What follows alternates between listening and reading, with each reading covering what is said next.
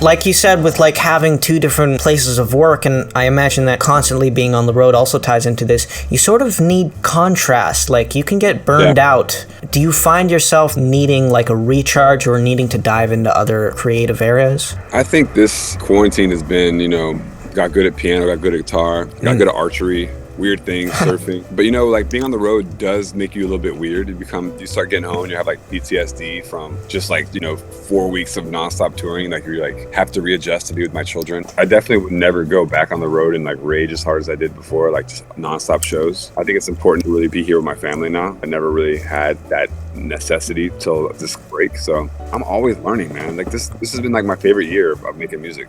What's the new thing that's been shaking your musicality up? Like for me, I think the next time I go to write stuff, because I've only really done it with guitar, piano's like the next thing for me. Is there any specific instrument or musical genre that's been pulling more of your interest?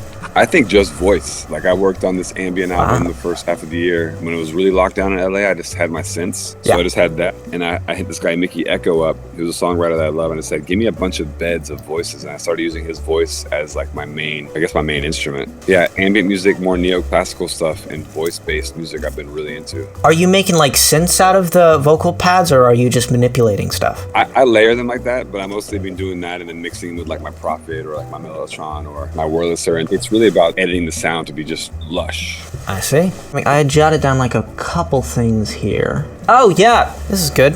So I've been to like a couple concerts in my limited lifespan, but I've never been to sort of like a DJ gig, and I'm sure you get this question all the time, but just because, I don't know, I'm selfish and I'm very curious. What is it like for you as a DJ to do live shows? Is it mostly about the energy? Are you queuing up samples? Like, what does that entail? Well, when you're doing DJ set, it depends. Sometimes I'll be doing my residency in Vegas. It's just more like a party. People are going to go to that party. I'm going to play music for 3 hours. And I go on a journey and I'm doing whatever. It's weird. It's like just like a big party. You're literally like a house party, but in a club with great sound, great lights. And my job is to give them cool music, mostly stuff I made or that I love. But then there's like a Coachella set, which will be me playing, an hour of just my music, and I'll have the lights and everything basically synced to my show. Or Major Lazer, which is also a bigger show, and it comes with like dancers, and we have just everything synced like crazy. Do they have laser lights at the Major Lazer shows? They have insane laser lights, and we had this one big laser once.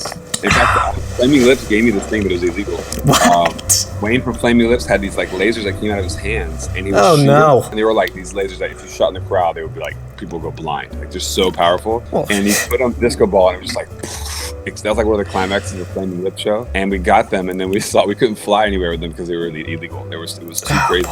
Laser. So, you just Men in Black'd everyone in the audience with the disco ball and the laser. They were basically Flaming Lips concerts. We took mostly everything from Major Lazer from their shows and stole it, so he knows that. I mean, every show is different. Sometimes I'll do Coachella, and then at night I'll go to like an after party with like 50 people, and it'll be only like Afrobeat music, or it'll be techno from the 80s or something. That's the cool thing. I've kind of built a really cool brand around me as just like a tastemaker, I guess, that I can kind of do with different things and give people different music, and people don't really question it. Like if you go to a concert, you're like, damn, is this a country concert now? Because at Stagecoach I played all country music, and the next weekend I was at Coachella playing like house music, so I'm kind of like a really rare DJ that's kind of diversified. I think it's really good, because if it's just, Ed Sheeran does this in a form, if it's just go, go, go, go, go, and there's no sort of break for either the audience or the artist, you can very easily get burnt out. So I'd imagine it's very useful for you creatively to have all of these different areas that you have a hand in, thinking, oh, I'm more interested in that now, or that's interesting, I haven't done that in a while. Be able to flip. I mean, I can't imagine like Rolling Stones have to play like Start Me Up. Like they probably play that song like 20,000 times, maybe. I don't even know. Like they still love it. I saw them in concert. But me, I can only play like the song from last year. I gotta move on. I'm talking about dancing. Yeah. So it's so quick that it moves so quickly that things change so quick. So that's easy for me to stay excited about music. Yeah.